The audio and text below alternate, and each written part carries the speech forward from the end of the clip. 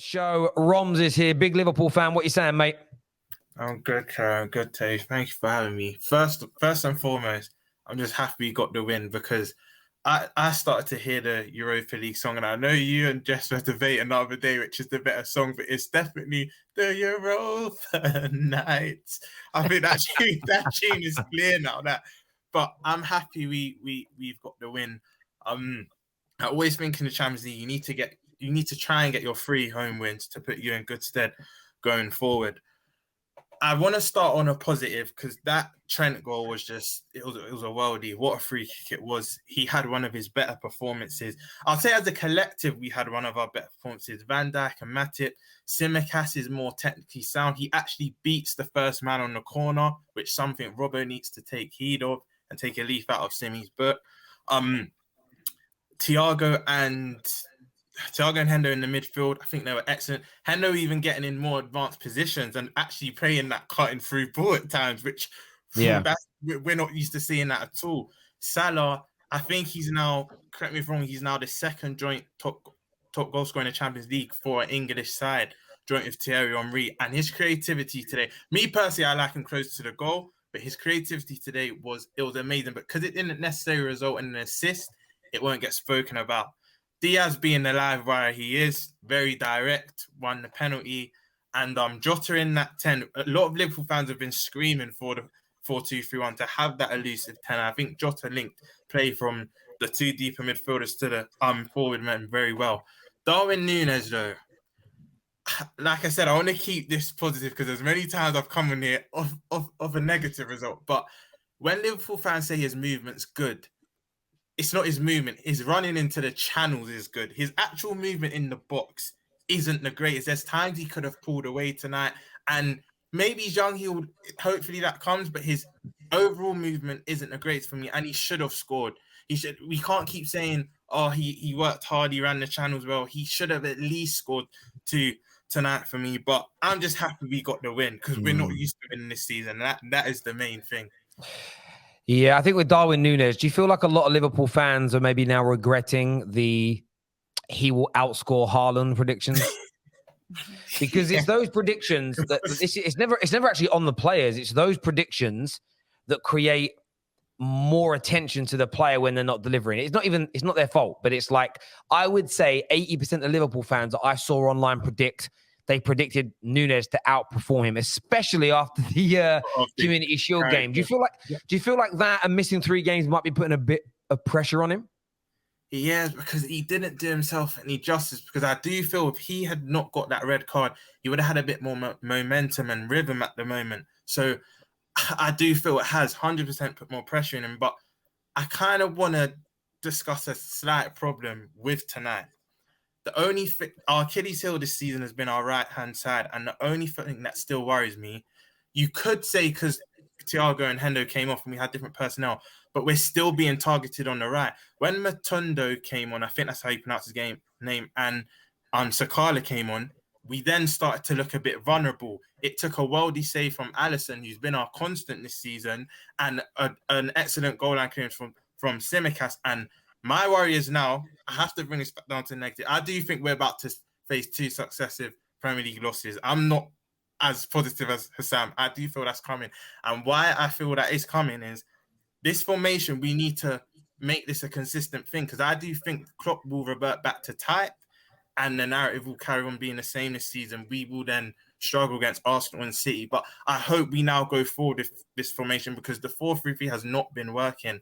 But yeah, I hope I'm wrong, but I do feel now we're staring at 2 Premier League losses in a row. So these 2 Rangers games are very important for us. So do you count the draw against Brighton as a loss, basically? Yeah, you know me. I can't. Mate, I hear you on that. I look at the games like that when a team of your superiority draws to a team like Brighton at home, it is basically a loss. So you guys are playing Arsenal and then City right after, right? Yeah, so 3 losses. That's what I meant, Terry. I didn't even mean the Brighton game. I meant Arsenal and City. Yeah. I think we're now going to lose 2 consecutive games. So these 2 Rangers games, we have to win to lift spirits, to have some sort of Champions League campaign. But it is worrying because I feel Klopp will revert back to type. We will go back to that 4-3-3, and it has not done us any good this season. You know what's interesting? You're loving this. What's interesting too is like I get like, you know, you're worried about your right hand side. Our strong side is our left side. And I just feel like, yeah, my strong hand. It's gonna be that's our strong hand. Left side, strong side. Good luck. No joking. It's gonna be a tight game still. I pray I'm wrong, but it's not going to be a tight game, but we're going to preview that later on in the week. Rom's my G. Thanks for coming on, man. And I'll speak to you again soon. Take care. Thank you. We're going to talk about, stay with this, people. We are going to talk a little bit of Arsenal Liverpool later. And I've got a big statement to make about the Tottenham. Yeah. Calm yourself down, young lady. Chill with the steel. Next on the show, Saint is here with us. What you saying, Saint? Big Liverpool fan. Chat your business, bro. What you saying, G? Muted. You're muted, my guy. I'm sorry to start that one again. I'm good, bro. I'm good. Happy that we won the game. Do you know what I mean? But Terry, I actually want to talk to you about this, yeah? You know Lee Gunner, right? Yeah. When Lee used to say pointless runs of form, you know what I mean? He always used to say that. And I kind of understood where he was coming from. And you did call him out on this. And it was like, basically, from where Arsenal were at the time, no one really expected them to do much. No one would have said that they were title challengers or anything like that. They were really aiming to get into the top four. That was their primary goal at that time. So the form and the sustained, do you know what I mean, was actually building towards that. And his thing was, well, if we're not going to win the league, then what good is it? I'm right. Yeah. So that is it. Ballpark's what he said. Yeah. I feel that or rather Liverpool, we're in the very space that Lee's way of thinking was. Do you know what I mean? I feel like with us, we were what, 2 games away from a quad. Do you know what I mean? So we were supposed to be the ones challenging City. For me, I said on my channel early with Hassam that let's not take our eyes off of the prize. Like City 3-peat if they win this league. Do you know what I mean? Which they now look like they're dancing to it. Do you know what I mean? And so we need to actually do something and stop it.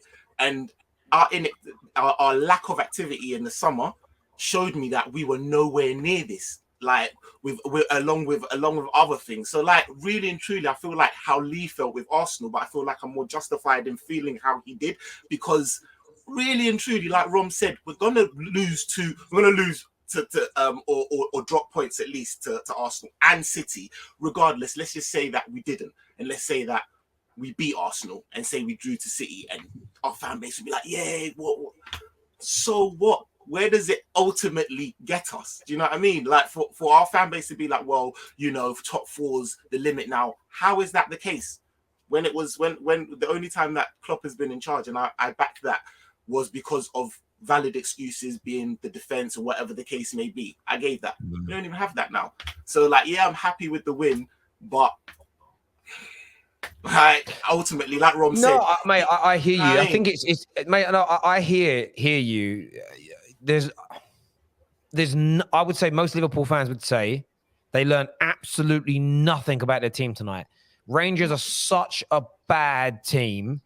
Beating them it's beyond like cannon fodder and a standard result. It was actually probably an underperformance because you should have put 4, 5, 6 goals past them tonight and you didn't. And I think if you perform how you did, and even Rangers had opportunities in this game, if you perform to tonight's level against Arsenal, they skin you. They skin you. And then City, if your defense, listen, if you perform defensively against City, how you have been against Brighton, Haaland scoring 3 or 4 in that game as well. 110%. And that's not a dig. I'm not being nasty. Like the level of improvement needed from Liverpool right now is so high. Tremendous. It's unbelievable. It's unbelievable. Which was why I wasn't even having a dig at Trent. I get he's under pressure and he should celebrate scoring a goal. But for me, it was the arms apart that now what you're saying. I just thought that is asking to be memed on Saturday. And sometimes players have got to learn. Sunday. like Sunday, sorry, it's almost like just keep your powder dry, mate, and celebrate. But it's Rangers you just scored against. It's Rangers, bro. It's Do you know we won against Heights and it was a good performance, but we could have come out of there with a draw, realistically. Yeah. Napoli just gone and put 6 past them. Do you know what I mean? Like when we actually look at it, like we are a shadow of where we need to be. And I hear you 110%, brother. I really hear you, bro. Listen, I appreciate you coming on, mate, and having your say. And we'll chat again soon, my G. Take care, mate. Thank you very much indeed.